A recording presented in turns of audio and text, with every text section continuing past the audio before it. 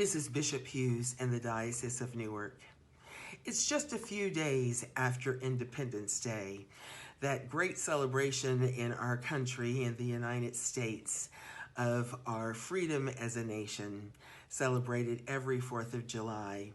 It is one of my favorite holidays. I don't have to do a big shop or a big cook or a big clean. It's a wonderful time to gather in a very casual, carefree way with family and with friends.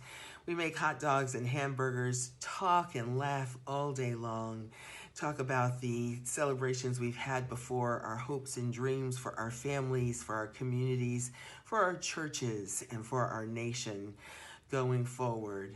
And then we look at fireworks at the end. What could be better than a day like that? And this past 4th of July was yet another series of tragedies, multiple shootings across the country, and the horrific shooting of the parade in Highland Park. There's none of us, I think, who could continue to enjoy our celebrations knowing that such tragedy was being played out once again in our nation. And I think, I feel like I've said so much about our efforts in this area. We have protested, we have written letters, we've stood firmly, we've prayed.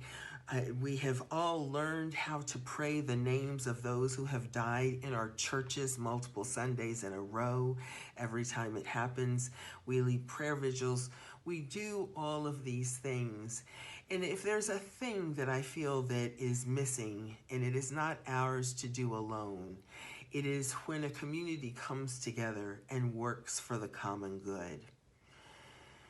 This will sound like a big jump away from the topic, but General Convention of the Episcopal Church begins this weekend, and it is an example of people coming together, wanting the best for the church, wanting the best for how we behave as church, how we work as church, how we live out our faith as church, and working for the highest good.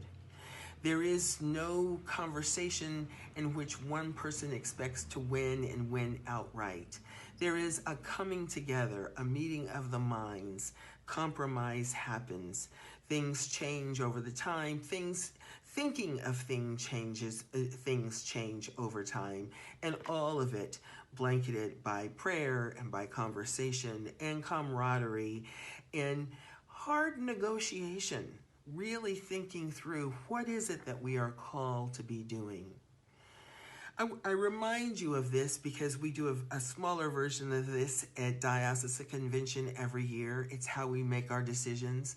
Another version of this happens in your parishes when your vestries come together and for your annual meeting as churches make decisions.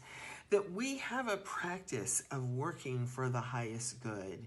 And my question for all of us is, how do we take that practice, which I believe is a spiritual practice, of putting ourselves in a back seat and putting the needs of others, putting the needs of our neighbors first, and hearing everything they have to say and asking ourselves, is there some middle ground in between what I'm looking for and what they're looking for?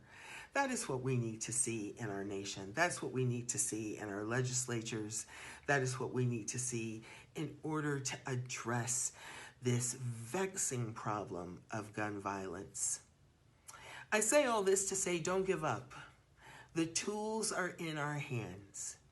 I know that there's a tendency or a temptation to throw in the towel or to be numb, to act like it doesn't happen, or to retreat to your corner and say, I'm right, it must be my way or no other way. Somewhere between us all is middle ground. And somewhere in that place, we will, as individuals, as communities, as families, as church, as nation, we will find that middle ground. God will lead us there, whether we believe in God or not. God will lead us to that place that is our highest good. I hold on to that. I hope you do also.